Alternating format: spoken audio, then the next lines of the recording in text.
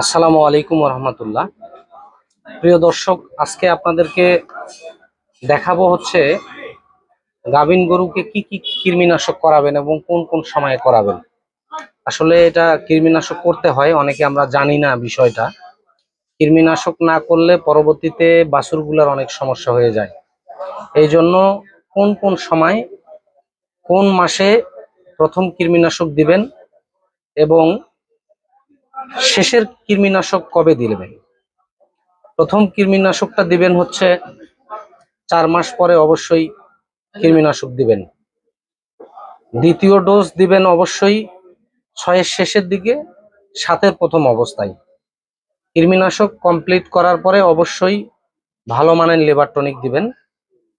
দেওয়ার পরে তারপরে অবশ্যই আয়রন ক্যালসিয়াম দেওয়ার চেষ্টা করবেন, যাতে করে গাভীটার দুধ এবং 100% নর্মাল ডেলিভারি, বাছুরের হাড়ের গঠন যেন ভালো হয়। এই জন্য অবশ্যই আপনাদেরকে ক্যালসিয়ামটা করতে হবে।